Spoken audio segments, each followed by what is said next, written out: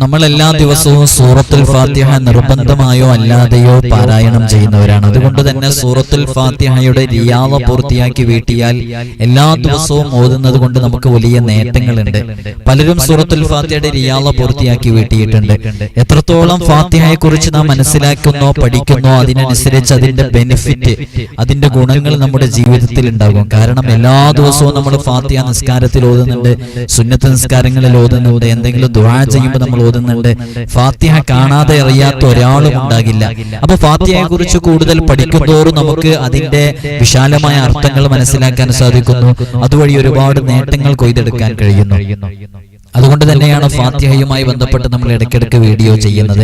ഇന്ന് ഇൻഷാ അല്ലാഹ് ഫാത്തിഹ 6 നബിമാർ, ഫാത്തിഹ യഥാർത്ഥത്തില് ഹംദ് കൊണ്ടാണല്ലോ തുടങ്ങുന്നത്. അൽഹംദുലില്ലാഹി റബ്ബിൽ ആലമീൻ തുടങ്ങിയിട്ട് ബിസ്മി ഫാത്തിഹയിൽ പെട്ടതാണ് അല്ല എന്നുള്ള അഭിപ്രായങ്ങളൊക്കെ ഉണ്ടായിരിക്കെ തന്നെ അൽഹംദുലില്ലാഹി റബ്ബിൽ ആലമീൻ എന്ന് പറയുന്ന പദം ഫാത്തിഹയുടെ ആരംഭത്തിലുള്ളതാണ്. അപ്പോ 6 നബിമാർ, 6 അമ്പിയാക്കൾ നബിമാർ ഹംദ് മുറുകെ പിടിച്ചു. ആ ഹംദ് 6 നബിമാരിലൂടെ അവരുടെ ജീവിതത്തിൽ വലിയ അത്ഭുതങ്ങൾ സംഭവിച്ചപ്പോൾ അവർ അൽഹംദുലില്ലാ എന്ന് മനസ്സറിഞ്ഞ് പറയുകയുണ്ടായി. അതുവഴിയാണ് ഹംദിന്റെ ഒരു വഴി നമ്മിലേക്ക് എത്തുന്നത്. അതുവഴിയാണ് സ്വർഗത്തിൽ 7 ഹംദുകളുണ്ട്. 7 വിഭാഗം ആളുകൾ സ്വർഗത്തിലെ ഹംദ് പറയും എന്നുള്ളതാണ്. ആ 7 വിഭാഗം ആളുകളാണെന്ന് ആരാണെന്ന് നമുക്ക് മനസ്സിലാക്കാം. അതുപോലെ തന്നെ 6 നബിമാർ ഹംദ് പറഞ്ഞ അൽഹംദുലില്ലാ എന്ന് പറഞ്ഞ സന്ദർഭം ഏതാണെന്ന് നമുക്ക് മനസ്സിലാക്കാം. നമ്മുടെ ഈ ഉമ്മത്തിന് മാത്രം ലഭിച്ച 20 സവിശേഷതകളുണ്ട്. അത് മുൻകഴിഞ്ഞ ഒരു സമുദായത്തിനും ലഭിച്ചിട്ടില്ല. ആ 20 സവിശേഷതകൾ നമുക്ക് മനസ്സിലാക്കാം. ഫാത്തിഹ 7 ആയത്തുകളാകുന്നു. ഈ 7 ആയത്തുകൾ 7 വിഭാഗം ആളുകൾ അത് മുറുകെ പിടിക്കുന്നു. ഇങ്ങനെ തുടങ്ങിയ ഫാത്തിഹയുമായി ബന്ധപ്പെട്ട ചില പ്രധാനപ്പെട്ട വിഷയങ്ങളാണ് നമ്മൾ പറയുന്നത്. എല്ലാവരും കൃത്യമായി അത് മനസ്സിലാക്കണമെന്ന് ഓർമ്മപ്പെടുത്തുകയാണ്. അള്ളാഹു നമുക്ക് തൗഫീഖ് നൽകി അനുഗ്രഹിക്കുമാറാകട്ടെ. വിഷയത്തിലേക്ക് പ്രവേശിക്കുന്നതിന് മുമ്പ് എല്ലാ ദിവസവും നമ്മൾ സൂചിപ്പിക്കാറുള്ളത് പോലെ നേരിട്ട് കാണാനുള്ള ഡേറ്റ് ചൊവ്വാഴ്ചകളിൽ മാത്രമാണ്. ചൊവ്വാഴ്ച നേരിട്ട് വരാൻ വേണ്ടി ബുക്ക് ചെയ്യാൻ വിളിക്കേണ്ടത് ഞായറാഴ്ച 10 മണിക്കാണ്. ഞായറാഴ്ച 10 മണിക്ക് വിളിച്ച് ബുക്ക് ചെയ്തതിന് ശേഷം മാത്രമാണ് വരേണ്ടത്. ഓർമ്മപ്പെടുത്തേണ്. നമ്മുടെ ഈ ഇത്തരം അപ്ഡേഷനും കാര്യങ്ങളൊക്കെ നമ്മൾ ഇൻസ്റ്റഗ്രാമിൽ അപ്ഡേറ്റ് ചെയ്യാറുണ്ട്. അതിന്റെ ലിങ്ക് ഡിസ്ക്രിപ്ഷനിലുണ്ട്. നിങ്ങൾ അതിൽ പോയി നോക്കിയിട്ടുണ്ടെങ്കിൽ ഏതെല്ലാം ചൊവ്വാഴ്ചകളിലാണ് ഉണ്ടായിരിക്കുക, എന്നാണ് ലീവ് എന്നുള്ളതൊക്കെ കൃത്യമായിട്ട് നമ്മൾ അവിടെ അപ്ഡേറ്റ് ചെയ്യും. ഇൻഷാ അല്ലാഹ് ഡിസ്ക്രിപ്ഷനിൽ ID ഉണ്ട്. വാട്സപ്പിൽ നമ്പർ സേവ് ചെയ്ത് വെച്ചവർക്ക് മാത്രമേ കാണാൻ സാധിക്കുള്ളൂ. അതുകൊണ്ടാണ് അങ്ങനെ പറഞ്ഞത്. നമ്മുടെ ദർസിലേക്കുള്ള അഡ്മിഷൻ ആരംഭിച്ചിട്ടുണ്ട്. കഴിഞ്ഞ വർഷവും നമ്മൾ ഇതേപോലെ അപ്ഡേഷൻ അറിയിച്ചിട്ടുണ്ടായിരുന്നു. ഈ വർഷവും അറിയിക്കുകയാണ്. നമ്മുടെ മക്കൾക്കൊക്കെ സ്കൂളിലെ ആനുവൽ എക്സാം കഴിഞ്ഞ് അവർ പുതിയ അധ്യയന വർഷത്തിലേക്ക് കാലെടുത്ത് വെക്കുമ്പോൾ ആത്മീയാന്തരീക്ഷത്തിൽ ദീനീ ചിട്ടയിൽ നല്ല മക്കളെ വളർത്തണമെന്നാഗ്രഹിക്കുന്നവർക്ക് നമ്മുടെ ദർസിലേക്ക് ചേർക്കാവുന്നതാണ്. ഇവിടെ നിന്നവർക്ക് മതവും ഭൗതികവും അവർക്ക് ആവശ്യമുള്ള എല്ലാ വിഷയങ്ങളും അവരുടെ കഴിവിനനുസരിച്ച് നമ്മൾ പഠിപ്പിച്ചു കൊടുക്കും. തികഞ്ഞ അച്ചടക്കത്തോടുകൂടെ മാതാപിതാക്കൾ ആരാണ്, ഉമ്മയാരാണ്, ഉപ്പയാരാണെന്ന് മനസ്സിലാക്കി അറിഞ്ഞ് നല്ല രൂപത്തിൽ പെരുമാറുന്ന നല്ല സ്വഭാവമുള്ള മക്കളാക്കിയിട്ട് നമുക്ക് തിരിച്ചു തരാൻ സാധിക്കും. ഇതിനോടകം തന്നെ നമ്മുടെ ദർസിൽ പഠിക്കുന്ന മുതഅല്ലിമീങ്ങൾ വിവിധങ്ങളായ മേഖലകളിൽ കഴിവ് തെളിയിച്ചിട്ടുണ്ട്. വിവിധങ്ങളായ തലങ്ങളിൽ ഫസ്റ്റ് റാങ്ക് ഉൾപ്പെടെ നേടിയവരുണ്ട്. SSLC +2 തുടങ്ങിയ ക്ലാസ്സുകളിലൊക്കെ നല്ല മാർക്ക് വാങ്ങിച്ചവരുണ്ട്. ഇൻഷാ അല്ലാഹ് നിങ്ങൾക്ക് നിങ്ങളുടെ മക്കളെ വിശ്വാസത്തോടുകൂടെ ഏൽപ്പിച്ചു തരാവുന്നതാണ്. നമ്മുടെ ദർസിൽ പഠിക്കുന്ന മുതഅല്ലിമീങ്ങളുടെ വീഡിയോസും മറ്റുമൊക്കെ നിങ്ങൾ പലപ്പോഴും കണ്ടിട്ടുണ്ടാകും. നല്ല മക്കളായി വളരാൻ നല്ല രൂപത്തിൽ തന്നെ അവരെ ചെറുപ്പത്തിലേ വളർത്തണം എന്നുള്ളതാണ്. ചിലപ്പോൾ നമ്മളൊക്കെ വിചാരിക്കും 10ാം ക്ലാസ് കഴിഞ്ഞിട്ട് ചേർക്കുക, അതൊക്കെയല്ല അതിൻ്റെ ഒരു ടൈം എന്ന്. അല്ല, നമ്മുടെ കാലം അങ്ങനത്തെ ഒരു കാലമാണ്. മക്കളെ നേരത്തെ ചേർത്തുമ്പോഴാണ് അവർ ആ രൂപത്തിൽ നമുക്ക് കിട്ടുള്ളൂ. 10ാം ക്ലാസ്സൊക്കെ കഴിയുമ്പോഴേക്ക് നാട്ടിലൊക്കെ ഫ്രണ്ട്ഷിപ്പും കാര്യങ്ങളൊക്കെ കൂട്ടുകെട്ടൊക്കെ ആയാൽ പിന്നെ അവർ ദർസിലേക്ക് വരാൻ കൂട്ടാക്കൊന്നുമില്ല. നമ്മൾ പലപ്പോഴും കാണുന്നതാണ്. ഇപ്പോഴത്തെ ഒരു കാലം അറിയാലോ, കള്ളിനും കഞ്ചാവിനും ലഹരിക്കും മദ്യത്തിനൊക്കെ അടിമപ്പെട്ട് കുത്തഴിഞ്ഞ് ജീവിക്കുന്ന ഈ കാലഘട്ടത്തിൽ നല്ല രൂപത്തിൽ നല്ല ചിട്ടയിൽ നമ്മളൊക്കെ ആഗ്രഹിക്കുന്നത് നാളെ നമ്മുടെ ഖബറും പുറത്ത് വന്നിട്ട് സലാം പറയുന്ന സ്വാലിഹീങ്ങളായ മക്കളാവണമെന്നല്ലേ. ഇൻഷാ അല്ലാഹ് താല്പര്യമുള്ളവർക്ക് ഈ കാണുന്ന വാട്സപ്പ് നമ്പറിൽ നമ്മളെ കോൺടാക്റ്റ് ചെയ്യാവുന്നതാണ്. അഡ്മിഷൻ എന്ന് ടൈപ്പ് ചെയ്താൽ ഇൻഷാ അല്ലാഹ് നിങ്ങൾക്ക് ആവശ്യമുള്ള സംശയങ്ങളൊക്കെ അതിൽ ചോദിക്കാവുന്നതാണ്. വളരെ പെട്ടെന്ന് തന്നെ അഡ്മിഷന് പേര് തരണം. നമ്മൾ നിശ്ചിത ആളുകളെ മാത്രമേ എടുക്കുള്ളൂ എന്നുള്ളത് അറിയിക്കുകയാണ്. ഫാത്തിഹ എന്ന് പറയുമ്പോൾ നമുക്കറിയാം, നമ്മൾ നമ്മുടെ ജീവിതത്തിൽ എപ്പോഴും ഓതുന്നതാണ്. ഫാത്തിഹ കൃത്യമായിട്ട് ഓതാൻ പഠിക്കണം. മറ്റുള്ള സൂറത്തുകളെ പോലെയല്ല. മറ്റുള്ള സൂറത്തുകൾ നമുക്ക് ഓതൽ നിർബന്ധമാകുന്ന ഘട്ടം വരുന്ന സന്ദർഭമില്ല. എന്നാൽ ഫാത്തിഹ എന്ന് പറയുന്നത് നമുക്ക് നിർബന്ധമായും ഓതേണ്ടുന്ന കാര്യമായതുകൊണ്ട് ഫിഖ്ഹിന്റെ കിതാബുകളിലൊക്കെ കാണാം, അതിന്റെ അക്ഷരങ്ങൾ വളരെ കൃത്യതയോടെ ശ്രദ്ധയോടെ നല്ല രൂപത്തിൽ മഖ്റജ് അനുസരിച്ച് തജ്വീദ് അനുസരിച്ച് ഓതണം. അങ്ങനെ ഓതിയിട്ടില്ലെങ്കിൽ നമ്മുടെ ഫാത്തിഹ ശരിയാകൂല. ഫാത്തിഹ ശരിയായിട്ടില്ലെങ്കിൽ നമ്മുടെ നിസ്കാരം ശരിയാവില്ല. അതുകൊണ്ട് തന്നെ നേരത്തെ എല്ലാ ദിവസവും നമ്മൾ ഓർമ്മപ്പെടുത്താറുള്ളത് പോലെ ഇപ്പോൾ പഠിക്കാനുള്ള സംവിധാനങ്ങളൊക്കെ ഒരുപാടുണ്ട്. ഒരുപാട് സംവിധാനങ്ങൾ നമുക്ക് ഉപയോഗപ്പെടുത്താം. അത്തരം സോഷ്യൽ മീഡിയ സംവിധാനങ്ങളൊക്കെ യൂട്യൂബൊക്കെ ഉപയോഗപ്പെടുത്തി ഫാത്തിഹ നന്നായിട്ട് ഓതാൻ, അക്ഷരശുദ്ധിയോടുകൂടെ ഓതാൻ പലരും തെറ്റുകളോടുകൂടെയാണ് ഓതുന്നത്. അത് കൃത്യമായി ഓതാൻ പഠിക്കണമെന്ന് സാന്ദർഭികമായി തുടക്കത്തിൽ ഓർമ്മപ്പെടുത്തുകയാണ്. ഹബീബായ സല്ലല്ലാഹു അലൈഹി വസല്ലം തങ്ങൾക്ക് നബിയെ താങ്കൾക്ക് നാം ആവർത്തിച്ചോതുന്ന 7 മഹത്തായ ഖുർആൻ തന്നിരിക്കുന്നു. വിശുദ്ധ ഖുർആൻ പറയുന്നുണ്ട്. ഈ ആയത്തിന്റെ അവതരണത്തെ പറ്റി മഹാന്മാരൊക്കെ നമ്മെ പറയുന്നുണ്ട്. സൂറത്തുൽ ഫാത്തിഹ എന്ന് പറയുമ്പോൾ സൂറത്തുൽ ഫാത്തിഹ നമ്മുടെ ജീവിതത്തിലേക്ക് നാം എപ്പോഴും കൊണ്ടുവരുന്ന സൂറത്തായതുകൊണ്ട് തന്നെ നമ്മൾ അതിനെക്കുറിച്ച് കൃത്യമായി പഠിക്കുമ്പോൾ നമുക്ക് ഒരുപാട് നേട്ടങ്ങൾ കൊയ്തെടുക്കാൻ സാധിക്കും. 6 നബിമാരിൽ നിന്നാണ് ഹംദിന്റെ അനന്തരാവകാശം നമുക്ക് ലഭിച്ചതെന്ന് പറയപ്പെടുന്നു. 6 നബിമാരിലൂടെ. ഒന്ന് മഹാനരായ നമ്മുടെ ഉപ്പയായ ആദം നബി അലൈഹി സ്വലാത്തു വസ്സലാം, അബുൽ ബഷർ ആദം നബി അലൈഹി സ്വലാത്തു വസ്സലാമിൽ നിന്നാണ് ആദ്യമായിട്ട് ഹംദ് മഹാനവറുകള് ആദം നബി അലൈഹി സ്വലാത്തു വസ്സലാം തുമ്മിയപ്പോ അൽഹംദുലില്ലാ എന്ന് ചൊല്ലി, ഹംദ് ചൊല്ലി. അങ്ങനെ അള്ളാഹുവിൽ നിന്ന് തനിക്ക് കാരുണ്യം ലഭിച്ചു. അൽഹംദുലില്ലാ, അള്ളാഹുവിനാണ് സ്തുതി. ഒരു തുമ്മലിലൂടെ എത്രത്തോളം ശാസ്ത്രീയമായിട്ട് അത് തെളിയിക്കപ്പെട്ടിട്ടുണ്ട്. ഒരുപാട് കാര്യങ്ങൾ സംഭവിക്കുന്നുണ്ട് ആരോഗ്യകരമായിട്ട്. ഒരു തുമ്മുന്ന അവസ്ഥയിലേക്ക് എത്തിക്കഴിഞ്ഞ് നമ്മൾ തുമ്മിക്കഴിഞ്ഞാൽ നമുക്ക് ലഭിക്കുന്ന ആശ്വാസം തന്നെ നമുക്കറിയാവുന്നതാണ്. അപ്പൊ അബുൽ ബഷർ ആദം നബി അലൈഹി സ്വലാത്തു വസ്സലാം തുമ്മിയപ്പോ അൽഹംദുലില്ലാ എന്ന ഹംദ് ചൊല്ലി. അങ്ങനെ അള്ളാഹുവിൽ നിന്ന് ആദം നബി അലൈഹി സ്വലാത്തു വസ്സലാമിന് റഹ്മത്ത് ലഭിച്ചു. അപ്പോഴാണ് മലക്കുകൾ യർഹമുക്കല്ലാ എന്ന് ദുആ ചെയ്തത്. അങ്ങനെയാണ് ആദം നബി അലൈഹി സ്വലാത്തിൽ നിന്ന് ആദം നബി അലൈഹി സ്വലാമിൽ നിന്ന് നമുക്ക് ഹംദ് ലഭിക്കുന്നത്. രണ്ടാമത് മഹാനരായ നൂഹ് നബി അലൈഹി സ്വലാത്തു വസ്സലാമാണ്. നൂഹ് നബി അലൈഹി സ്വലാത്തു വസ്സലാം അള്ളാഹുവിനോട് ദുആ ചെയ്തത് അള്ളാഹുവിന് സ്തുതി എന്ന് പറഞ്ഞ് ഹംദ് ചൊല്ലിയിട്ടാണ് ദുആ ചെയ്തത്. അവൻ നമ്മെ അക്രമികളായ ജനതയിൽ നിന്ന് രക്ഷിച്ചു എന്ന് ഹംദ് ചൊല്ലിയിട്ടാണ് നൂഹ് നബി അലൈഹി സ്വലാത്തു വസ്സലാം പറയുന്നത്. അങ്ങനെ അല്ലാഹു സുബ്ഹാനഹു വ തആല നൂഹ് നബി അലൈഹി സ്വലാത്തു വസ്സലാമിനെ രക്ഷിച്ചു. ഓ നൂഹ്, നീ സുരക്ഷിതനായി കപ്പലിൽ നിന്ന് ഇറങ്ങിക്കൊള്ളുക എന്ന് വിശുദ്ധ ഖുർആൻ പറയുന്നുണ്ടല്ലോ. അവിടെയും നൂഹ് നബി അലൈഹി സ്വലാത്തു വസ്സലാം ഹംദ് ചൊല്ലിയിട്ടാണ് അള്ളാഹുവിനോട് ആ വിഷയം പറയുന്നത്. അപ്പൊ ആദം നബി അലൈഹി സ്വലാത്തു വസ്സലാം അൽഹംദുലില്ലാ എന്ന് പറഞ്ഞു, യർഹമുക്കല്ലാ എന്ന് മലക്കുകൾ പറഞ്ഞു. അള്ളാഹുവിൽ നിന്ന് വലിയ അനുഗ്രഹം ലഭിച്ചു. മഹാനരായ നൂഹ് നബി അലൈഹി സ്വലാത്തു വസ്സലാം ദുആ ചെയ്തത് ഹംദ് ചൊല്ലിയിട്ടാണ് ദുആ ചെയ്തത്. അതുവഴി അല്ലാഹു സുബ്ഹാനഹു വ തആല വലിയ ഫത്ഹ് നൂഹ് നബി അലൈഹി സ്വലാത്തു വസ്സലാമിന് നൽകി.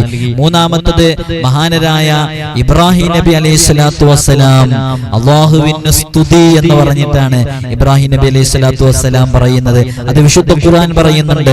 ഈ വാർദ്ധക്യ കാലത്ത് എനിക്കവൻ ഇസ്മായിലിനെയും ഇസ്ഹാഖിനെയും ഔദാര്യമായി തന്നു.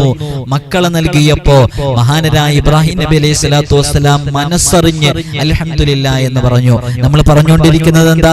6 നബിമാരിലൂടെയാണ് നമുക്ക് അൽഹംദുലില്ലാ എന്നുള്ളത് അനന്തരാവകാശമായി ലഭിച്ചത് എന്നുള്ളതാണ്. നമ്മളും നമ്മുടെ ജീവിതത്തിൽ എപ്പോഴും അൽഹംദുലില്ലാ പറയണം. അൽഹംദുലില്ലാ അൽഹംദുലില്ലാ അൽഹംദുലില്ലാ എന്നിങ്ങനെ പറഞ്ഞുകൊണ്ടിരിക്കണം. എന്ത് നന്മകൾ ലഭിച്ചാലും എന്ത് സന്തോഷം ലഭിച്ചാലും ഹംദ് ഇങ്ങനെ ചെയ്തുകൊണ്ടിരിക്കുക. അപ്പൊ അല്ലാഹു വലിയ ഗുണങ്ങൾ നൽകും. അതിന്റെ ഉദാഹരണങ്ങളാണ് നമ്മൾ ഈ പറഞ്ഞുകൊണ്ടിരിക്കുന്നത്. ഇബ്രാഹിം നബി അലൈഹി സ്വലാത്തു വസ്സലാം വാർദ്ധക്യ സഹജമായ അവസരത്തിൽ ഇസ്ഹാഖ് നബി അലൈഹി സ്വലാത്തു വസ്സലാമിനെയും ഇസ്മായിൽ നബി അലൈഹി സ്വലാത്തു വസ്സലാമിനെയും അല്ലാഹു ഔദാര്യമായിട്ട് ഇബ്രാഹിം നബി അലൈഹി സ്വലാത്തു അലൈഹിസ്സലാത്തു വസ്സലാമിന് നൽകി. ഹംദ് നന്നായിട്ട് വർദ്ധിപ്പിക്കുക. മക്കളില്ലാത്ത എത്രയോ ആളുകളുണ്ട്. വൈവാഹിക ജീവിതത്തിലേക്ക് പ്രവേശിച്ച് 10-20 വർഷങ്ങളായി മക്കളില്ലാതെ പ്രയാസപ്പെടുന്ന എത്രയോ ദമ്പതികളുണ്ട്.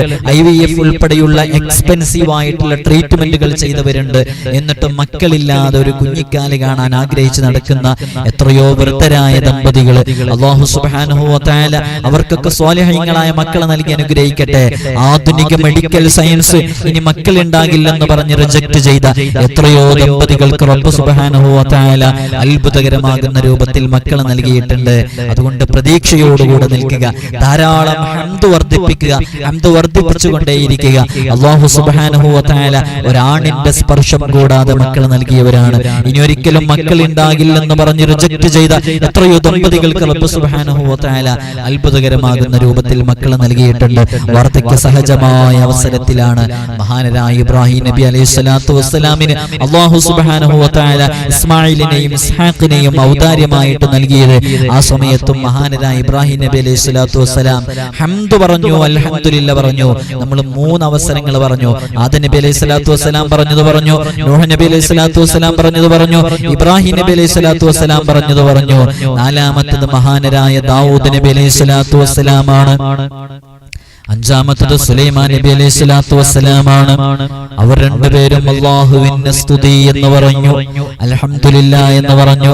നിങ്ങൾ രണ്ടുപേരെയും ഇതര ലോകരെക്കാളും ശ്രേഷ്ഠരാക്കിയതിന് വലിയ പവിത്രത ദാവൂദ് നബി അലൈഹിസ്സലാത്തു വസ്സലാമിനും സുലൈമാൻ നബി അലൈഹിസ്സലാത്തു വസ്സലാമിനും അല്ലാഹു നൽകി ആദരിച്ചതിന് മഹാനരായ ദാവൂദ് നബി അലൈഹിസ്സലാമും സുലൈമാൻ നബി അലൈഹിസ്സലാത്തു വസ്സലാമും ഹംദ് പറഞ്ഞിരിക്കുന്നു, അൽഹംദുലില്ലാ പറഞ്ഞിട്ടുണ്ട്.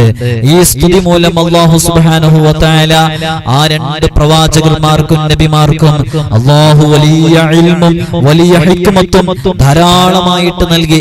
എന്തെല്ലാം കഴിവുകൾ ഉണ്ടായിരുന്നു ദാവൂദ് നബി അലൈഹിസ്സലാത്തു വസ്സലാമിനും സുലൈമാൻ നബി അലൈഹിസ്സലാത്തു വസ്സലാമിനും. മൃഗങ്ങളുടെ പക്ഷികളുടെയൊക്കെ ഭാഷകൾ മനസ്സിലാക്കാനും അവരോട് ഇടപെടാനും ഒക്കെ കഴിയുന്ന വലിയ വലിയ അധികാരങ്ങൾ ഉണ്ടായിരുന്ന മഹാനരായ സുലൈമാൻ നബി അലൈഹിസ്സലാത്തു വസ്സലാമും ദാവൂദ് നബി അലൈഹിസ്സലാത്തു വസ്സലാം അല്ലാഹു വലിയ ഹിക്മത്തും ഇൽമും നൽകി ആദരിക്കാൻ ഹംദ് ചൊല്ലിയിട്ടാണ് ആ വിഷയം പറഞ്ഞത്. അപ്പൊ 5 നബിമാരെ കുറിച്ച് നമ്മൾ പറഞ്ഞു അല്ലേ.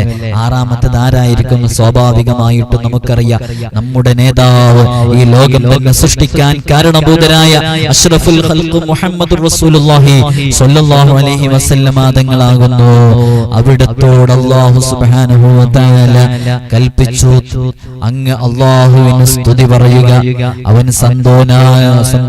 സന്താനോൽപാദനം നടത്തിയിട്ടില്ല. അല്ലാഹുവിന് സ്തുതി പറയുക. ഈ സ്തുതി കാരണമായിട്ട് സ്തുത്യർഹമായ പരമോന്നതമായ പദവി അല്ലാഹു സുബ്ഹാനഹു വ തആല അഷ്റഫുൽ ഖൽഖ് മുഹമ്മദുർ റസൂലുള്ളാഹി സ്വല്ലല്ലാഹു അലൈഹി വസല്ലം തങ്ങൾക്ക് നൽകി. റബ്ബ് സ്തുത്യർഹമായ പദവിയിലേക്ക് മുത്തുനബി സ്വല്ലല്ലാഹു അലൈഹി വസല്ലം തങ്ങളെ ഉയർത്തി. അതുകൊണ്ടാണ് നമ്മുടെ ജീവിതത്തിൽ എന്ത് തുടങ്ങുമ്പോൾ നമ്മൾ ഹംദ് പറഞ്ഞിട്ടാണ് തുടങ്ങുന്നത് അല്ലേ. നമ്മൾ എന്തെങ്കിലും ഒരു വിഷയം ഒരാൾക്ക് നിക്കാഹ് ചെയ്ത് കൊടുക്കുകയാണ്, എന്നാൽ കാര്യമായിട്ട് ബിസ്മിയും ഹംദും സ്വലാത്തും ചൊല്ലിയിട്ടാണ് തുടങ്ങുന്നത്. അവിടെ ഹംദ് കൊണ്ടാണ് തുടങ്ങുന്നത്. ഹംദ് കൊണ്ടും ബിസ്മി കൊണ്ടും തുടങ്ങണമെന്നാണ് ഹദീസിലുള്ളത്. ഹംദിന് വലിയ പ്രാധാന്യമുണ്ട്. ആ ഹംദ് അടങ്ങിയിട്ടുള്ള സൂറത്താണ് പ്രിയമുള്ളവരെ സൂറത്തുൽ ഫാത്തിഹ. അല്ലാഹു നമുക്ക് തൗഫീഖ് നൽകി അനുഗ്രഹിക്കുമാറാകട്ടെ. നമ്മൾ ഇപ്പൊ പറഞ്ഞത് എന്താണ് നിങ്ങളൊക്കെ മനസ്സിലാക്കിയിട്ടുണ്ടാകും. മഹാന്മാർ, അമ്പിയാക്കൾ, 6 അമ്പിയാക്കളിലൂടെയാണ് നമുക്ക് ഹംദിന്റെ അനന്തരാവകാശം ലഭിച്ചിട്ടുള്ളത്. അതുകൊണ്ട് നമ്മൾ നമ്മുടെ ജീവിതത്തിൽ നമ്മുടെ മക്കൾ എന്തെങ്കിലുമൊക്കെ പറയുമ്പോൾ കൊണ്ടുവരുമ്പോൾ അൽഹംദുലില്ലാ അൽഹംദുലില്ലാ എന്ന് പറയാം. അത് കേൾക്കുമ്പോൾ കുട്ടികളും അതേപോലെ അൽഹംദുലില്ലാ എന്ന് പറയും. അല്ലാഹു നമുക്ക് തൗഫീഖ് നൽകി അനുഗ്രഹിക്കുമാറാകട്ടെ. ഇപ്പൊ ഏതോ പുതിയ ട്രെൻഡിനനുസരിച്ച് എന്തോ പാട്ടോ റാപ്പ് സോങ് ഒക്കെ ഇറങ്ങിയതിന്റെ പേരിൽ എല്ലാവരും പരസ്പരം അങ്ങോട്ടും ഇങ്ങോട്ടും കളിയാക്കിയിട്ട് അൽഹംദുലില്ലാ ഖൈർ എന്നൊക്കെ പറഞ്ഞ് കളിയാക്കിയിട്ട് നടക്കുന്ന രൂപമല്ല. നമ്മൾ മനസ്സറിഞ്ഞ് നമുക്ക് വായു നൽകുന്ന, നമുക്ക് സംസാരിക്കാൻ കഴിവ് നൽകുന്ന, ഞാൻ ഈ പറഞ്ഞത് കേൾക്കാൻ നിങ്ങൾക്ക് കേൾവി ശക്തി നൽകിയ അല്ലാഹു സുബ്ഹാനഹു വ തആലക്ക് മനസ്സറിഞ്ഞ് പരിഹാസ്യ രൂപത്തോടെയല്ലാതെ അല്ലാഹ് എന്ന ഇഖ്ലാസോടുകൂടെ മനസ്സറിഞ്ഞ് അൽഹംദുലില്ലാ പറയാൻ നമ്മുടെ മക്കളെയൊക്കെ പഠിപ്പിക്കുക. അല്ലാഹു നമുക്ക് തൗഫീഖ് നൽകി അനുഗ്രഹിക്കുമാറാകട്ടെ.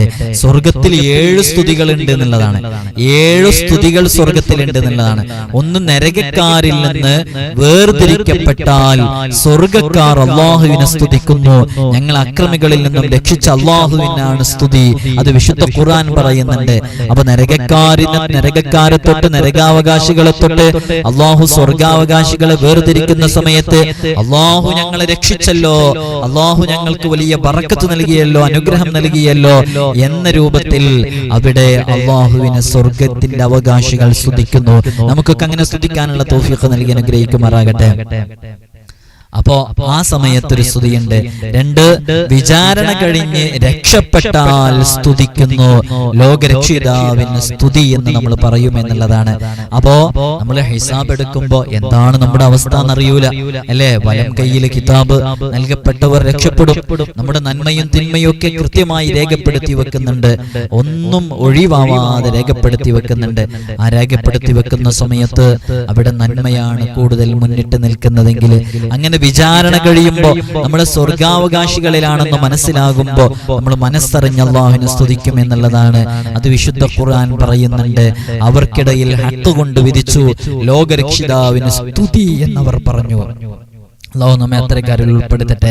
3-മത്തത് സിറാത്തുൽ മുസ്തഖീം കടന്നു കഴിഞ്ഞാൽ അല്ലാഹുവിന് സ്തുതി. അല്ലാഹു ഞങ്ങളുടെ മുഖം, ഞങ്ങളുടെ ദുഃഖം അകറ്റിയിരിക്കുന്നു എന്ന് പറഞ്ഞ് ആത്മാർത്ഥമായി സ്തുതിക്കും എന്നുള്ളതാണ്. അപ്പൊ സിറാത്തുൽ മുസ്തഖീം എന്ന പാലം അത് വളരെ പെട്ടെന്ന്, അത് ഓരോരുത്തരുടെ ഇബാദത്തും അമലും അനുസരിച്ച് സ്പീഡിലൂടെ കടന്നു പോകുന്നവരുണ്ട്, വളരെ പെട്ടെന്ന് കടന്നു പോകുന്നവരുണ്ട്. ആ രൂപത്തിലേക്കൊക്കെ അല്ലാഹു നമ്മെ എത്തിച്ചേരട്ടെ. നമ്മൾ ഈ കേൾക്കുന്നതും പഠിക്കുന്നതും മനസ്സിലാക്കുന്നതിന്റെ അടിസ്ഥാനത്തിൽ ആ സമയത്ത് സ്തുതിക്കും എന്നുള്ളതാണ്. ഇപ്പൊ 3 സ്തുതികളെ കുറിച്ച് നമ്മൾ പറഞ്ഞു. 1, നരകക്കാരിൽ നിന്ന് സ്വർഗക്കാരെ വേർതിരിക്കുമ്പോ. 2-മത്തത് വിചാരണ കഴിയുമ്പോ, ഹിസാബങ്ങ് കഴിയുമ്പോ നമ്മൾ അല്ലാഹുവിനെ സ്തുതിക്കും. 3-മത്തത് വലിയ ഭീകരമായ അവസ്ഥയാണ്. നരകത്തിന്റെ മീതെ ഒരു പാലമുണ്ട്. അത് സിറാത്തുൽ മുസ്തഖീം എന്നാണ് അതിന്റെ പേര്. അത് വിട്ടുകിടന്നു കഴിഞ്ഞാൽ നമ്മളൊക്കെ മനസ്സറിഞ്ഞ അല്ലാഹുവിനെ സ്തുതിക്കും. 4-മത്തെ സന്ദർഭം ഏതെന്നറിയോ? സ്വർഗം നമ്മുടെ ദൃഷ്ടിയിൽ പെടുമ്പോ നമ്മൾ പറയും അല്ലാഹുവിന്റെ സ്തുതി എന്ന് മനസ്സറിഞ്ഞ് അൽഹംദുലില്ലാ പറയുമെന്നാണ്. അവൻ ഞങ്ങൾക്ക് ഇങ്ങോട്ട് വഴി കാണിച്ചു തന്നു, അങ്ങനെയല്ലായിരുന്നുവെങ്കിൽ ഞങ്ങൾക്ക് ഇങ്ങോട്ട് എത്താൻ സാധിക്കുമായിരുന്നില്ല എന്ന് പറഞ്ഞ് മനസ്സറിഞ്ഞ് സ്തുതിക്കും എന്നുള്ളതാണ്. 5-മത്തെ സ്തുതി അത് സ്വർഗത്തിൽ പ്രവേശിച്ച് സ്വർഗത്തിലേക്ക് അങ്ങ് എത്തിക്കഴിഞ്ഞാൽ, കടന്നാൽ അൽഹംദുലില്ലാ എന്ന് പറഞ്ഞ് അല്ലാഹുവിനെ സ്തുതിക്കും എന്നുള്ളതാണ്. എങ്ങനെ തന്നെയായാലും സ്വർഗത്തിൽ അങ്ങ് എത്തിക്കിട്ടിയാലേ രക്ഷയുള്ളൂ അല്ലേ. എപ്പോഴാണ് എന്താണ് സംഭവിക്കാന്ന് പറയാൻ പറ്റൂല. അപ്പോ അല്ലാഹു ഞങ്ങളോട് ചെയ്ത വാഗ്ദത്തം അവൻ നിറവേറ്റിയിരിക്കുന്നു എന്ന് പറഞ്ഞ് മനസ്സറിഞ്ഞ് അൽഹംദുലില്ലാ പറയും എന്നുള്ളതാണ്. 6-മത്തെ സ്തുതി അവർ സ്വർഗത്തിൽ താമസമാക്കിയാൽ പറയും അല്ലാഹുവിന്റെ സ്തുതി, ഞങ്ങൾക്ക് ഈ ശാശ്വത സ്വർഗം അനുവദിച്ചു തന്നതിന് അല്ലാഹുവിന്റെ സ്തുതി എന്നുള്ളതാണ്. ഈ ലോകത്തുള്ള ജീവിതം എന്ന് പറയുന്നത് അത് നശ്വരമാണ്. എപ്പോഴാണ് ഞാൻ മരണപ്പെടുക, എപ്പോഴാണ് നിങ്ങൾ മരണപ്പെടുക, എപ്പോഴാണ് നമുക്ക് എന്തെങ്കിലും സംഭവിക്കുക എന്നൊരിക്കലും പറയാൻ സാധിക്കുകയില്ല. നാളെ ഞാനും നിങ്ങളൊക്കെ ഉണ്ടാകുമോ എന്നറിയൂല അല്ലേ. എപ്പോഴും മരണപ്പെട്ടേക്കാം. പക്ഷേ സ്വർഗത്തിലേക്ക് അങ്ങെത്തലോടുകൂടെ ശാശ്വതമായ ജീവിതമാണ് അവിടെയുള്ളത്. എന്തൊരു മനോഹരമായ ജീവിതമാണല്ലേ. ഹബീബായ സല്ലല്ലാഹു അലൈഹി വസല്ലം തങ്ങളുണ്ട്, സ്വഹാബാക്കളുണ്ട്, ബദരീങ്ങളുണ്ട്, അല്ലാഹുവിലേക്ക് അടുത്ത് ജീവിച്ച ഒരുപാട് മഹത്തുക്കളൊക്കെയുണ്ട്.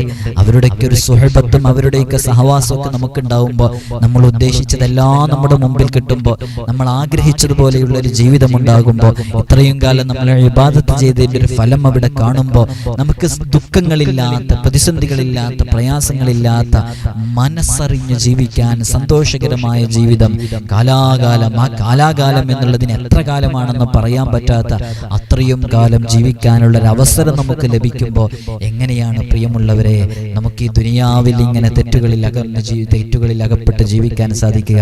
അല്ലാഹു ആ സ്വർഗാവകാശികളിൽ നമ്മെ ഉൾപ്പെടുത്തി അനുഗ്രഹിക്കുമാറാകട്ടെ.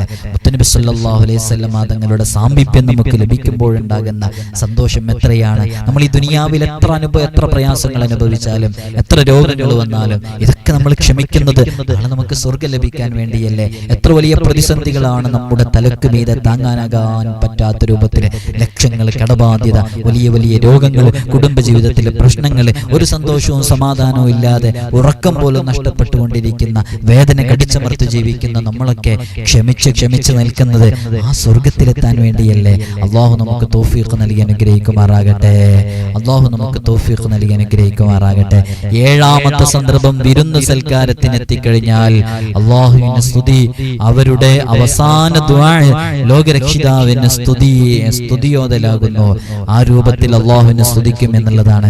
അള്ളാഹു നമുക്ക് ആ സ്വർഗത്തിലേക്ക് എത്താൻ നമ്മൾ ഈ കേൾക്കുന്നതും പറയുന്നതൊക്കെ ഒരു കാരണമാക്കി അള്ളാഹു കബൂലാക്കട്ടെ. റബ്ബുൽ ആലമീൻ എന്ന പദങ്ങൾ ഉപയോഗിച്ച് നൂഹ് നബി അലൈഹി സ്വലാത്തു വസ്സലാം, ഹൂദ് നബി അലൈഹി സ്വലാത്തു വസ്സലാം, സ്വാലിഹ് നബി അലൈഹി സ്വലാത്തു വസ്സലാം, ശുഐബ് നബി അലൈഹി സ്വലാത്തു വസ്സലാം എന്നിവരെല്ലാം ദുആ ചെയ്ത പ്രാർത്ഥനകൾ, ദുആകൾ വിശുദ്ധ ഖുർആനിലുണ്ട്.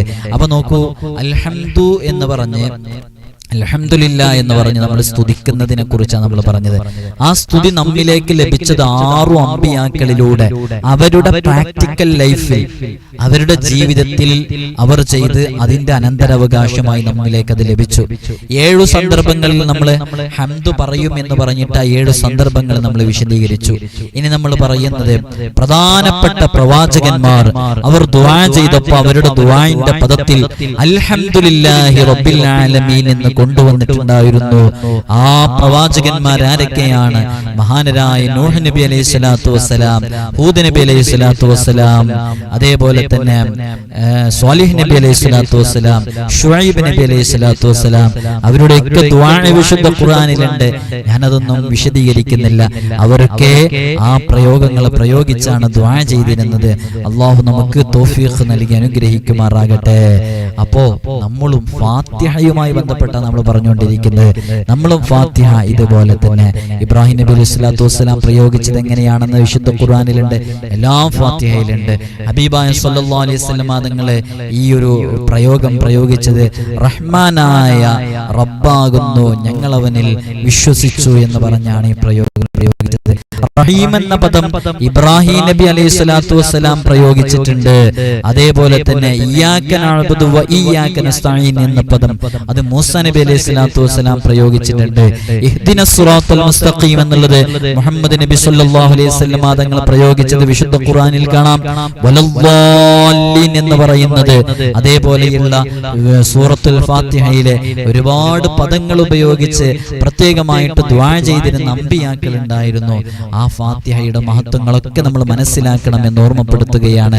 അല്ലാഹു സുബ്ഹാനഹു വ തആല ഹബീബായ സല്ലല്ലാഹു അലൈഹി വസല്ലം തങ്ങളുടെ ഈ സമുദായത്തിന് മാത്രം നൽകിയ 20 കാര്യങ്ങളുണ്ട്. ഈ 20 കാര്യങ്ങൾ ഈ സമുദായത്തിന്റെ പ്രത്യേകതയാണ്. അതിലൊന്നാണ് തയമ്മും എന്നുള്ളത്. തയമ്മും മുൻകാലത്തെ സമുദായങ്ങൾക്ക് ഉണ്ടായിട്ടില്ലായിരുന്നു. എന്തു വലിയ നേട്ടമാണ്. അതുകൊണ്ട് നമുക്ക് വെള്ളമില്ലാത്ത സന്ദർഭം വരുന്നു, അല്ലെങ്കിൽ തയമ്മും അനുവദിക്കപ്പെട്ട ചില സന്ദർഭങ്ങളുണ്ട്. ഞാൻ ഈ സന്ദർഭത്തിൽ അത് വിശദീകരിക്കേണ്ട സമയമല്ലാത്തത് കൊണ്ടാണ്. നിങ്ങൾക്ക് ഏതെങ്കിലും പ്രത്യേകമായ വിഷയത്തെക്കുറിച്ച് നമ്മൾ പറയണമെന്നുണ്ടെങ്കിൽ ഇൻഷാ അല്ലാഹ് നിങ്ങൾ അതൊക്കെ കൃത്യമായിട്ട് എഴുതി അറിയിച്ചാൽ, ശ്രദ്ധയിൽപ്പെടുകയാണെങ്കിൽ നമ്മൾ ഉൾപ്പെടുത്താം. തയമ്മും നമുക്ക് മാത്രം ലഭിച്ചതാണ്.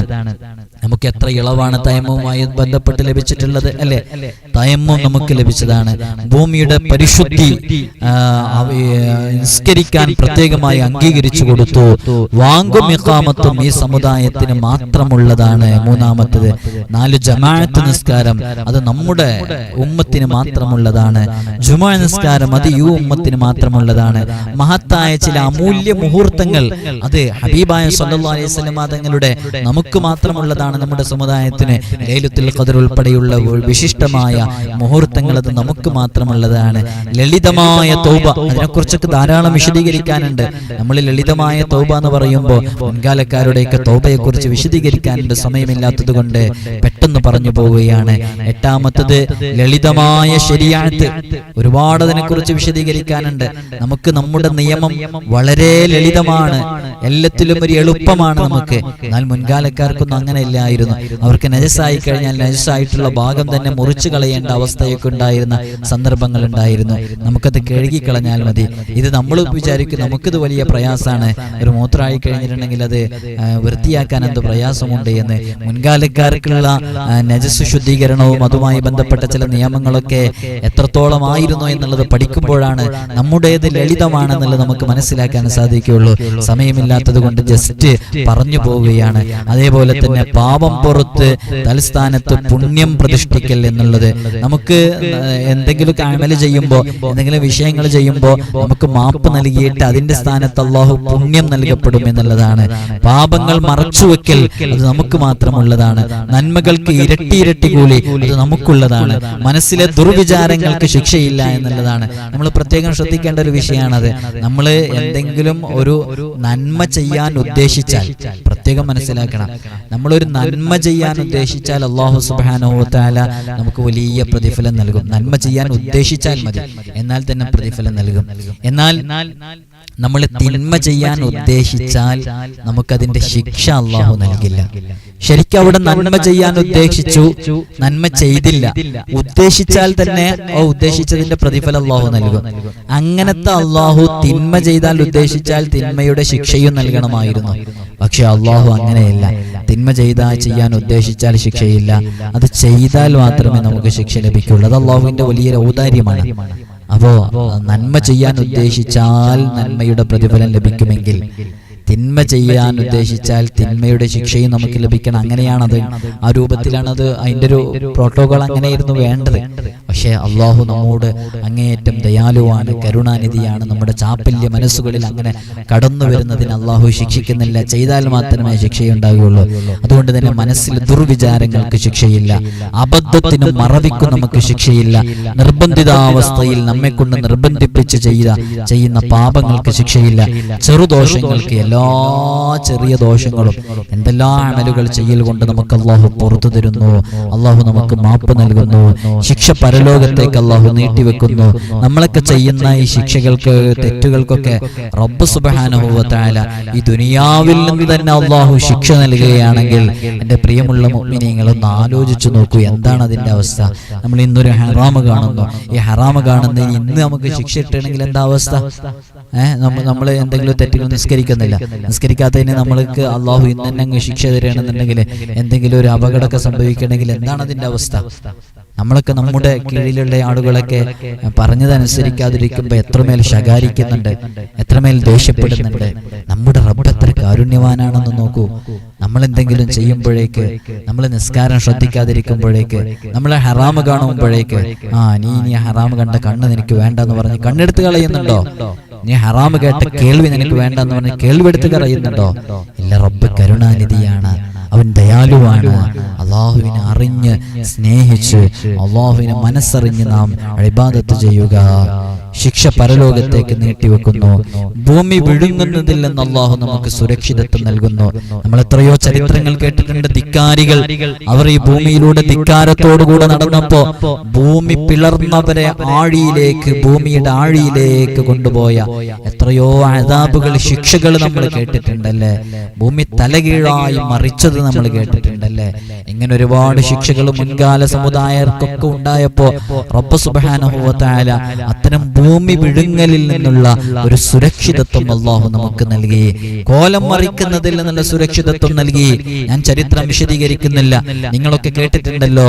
അങ്ങനെ പലരും പല ധിക്കാരങ്ങളും നടത്തിയപ്പോ അവരെ മനുഷ്യക്കോലത്തിൽ നിന്നും മാറ്റിയിട്ട് മറ്റു പല മൃഗക്കോലങ്ങളിലേക്കും മാറ്റിയിട്ടുണ്ട് അല്ലെ. നമ്മുടെ സമുദായത്തിൽ അങ്ങനെയൊന്നും ഉണ്ടായിട്ടില്ല. അങ്ങനെയുള്ള ആ കോലം മാറ്റലിൽ നിന്ന് അല്ലാഹു നമുക്ക് വലിയ സുരക്ഷിതത്വം നൽകി. വ്യഭിചാര ആരോപണം കൃത്യമായി തെളിഞ്ഞാൽ മാത്രമേ നടപടിയുള്ളൂ. യുദ്ധസേവനത്തിന് കൂലിയും ഗനീമത്തും കിട്ടി. 20ാമത്തെ ശ്രേഷ്ഠത അത് പറയാൻ വേണ്ടിയിട്ടാണ് ഫാത്തിഹ സൂറത്ത് നമുക്ക് ലഭിച്ചു എന്നുള്ളത് നമ്മുടെ ഈ ഉമ്മത്തിന്റെ പ്രത്യേകതയാണ്. അല്ലാഹു നമുക്കതൊക്കെ ജീവിതത്തിൽ മുറുകെ പിടിക്കാനുള്ള തൗഫീഖ് നൽകട്ടെ. നിങ്ങളോടൊക്കെ ഓർമ്മപ്പെടുത്താനുള്ളത്, നമ്മൾ എല്ലാ ദിവസവും സൂറത്തുൽ ഫാത്തിഹ പാരായണം ചെയ്യുന്നവരാണ്. ആ ഫാത്തിഹയുടെ റിയാള, നമ്മൾ ഫാത്തിഹയെ കുറിച്ച് നന്നായി പഠിച്ചുകൊണ്ടിരിക്കുന്നു. ഇനിയും പറഞ്ഞാൽ തീരാത്തത്രയും മഹത്വം സൂറത്തുൽ ഫാത്തിഹയെ കുറിച്ചുണ്ട്. ഇൻഷാ അല്ലാഹ് ഫാത്തിഹയെ കുറിച്ച് ധാരാളമായിട്ട് പഠിച്ച് അത് ജീവിതത്തിലേക്ക് ചേർത്ത് വെച്ച് റബ്ബ് ഇഷ്ടപ്പെടുന്ന രൂപത്തിൽ നമ്മുടെ ജീവിതത്തെ ക്രമപ്പെടുത്താനുള്ള തൗഫീഖ് നൽകട്ടെ. സൂറത്തുൽ ഫാത്തിഹയുടെ റിയാളയെ കുറിച്ച് നമ്മൾ പറഞ്ഞിട്ടുണ്ട് നാം മനസ്സിലാക്കുന്നത്. ഇൻഷാ അല്ലാഹ് റിയാള പൂർത്തിയാക്കി വീട്ടാൻ കഴിയുന്നവർ പൂർത്തിയാക്കി വിട്ടാൽ വലിയ ഗുണങ്ങൾ നമുക്ക് നേടിയെടുക്കാൻ സാധിക്കും. അല്ലാഹു തൗഫീഖ് നൽകട്ടെ. എല്ലാവരും, എനിക്കും എൻ്റെ കുടുംബത്തിനും ഉമ്മ ഉപ്പ ഉൾപ്പെടെയുള്ളവർക്കും ഇവിടെ ഒരുപാട് ആളുകൾ പലപ്പോഴും നേരിട്ട് കാണാൻ വരുമ്പോൾ പല ദുആ വസിയ്യത്തുകളും ഏൽപ്പിക്കുന്നവരുണ്ട്. അവർക്കൊക്കെ നിങ്ങൾ എല്ലാവരും ദുആ ചെയ്യണമെന്ന വസിയ്യത്തോടുകൂടെ ഞായറാഴ്ച 10 മണിക്ക് ഫോൺ വിളിച്ച് ചൊവ്വാഴ്ചയാണ് കാണാൻ വരേണ്ടതെന്ന് ഓർമ്മപ്പെടുത്തി. അസ്സലാമു അലൈക്കും വറഹ്മത്തുള്ളാഹി വബറകാതുഹു.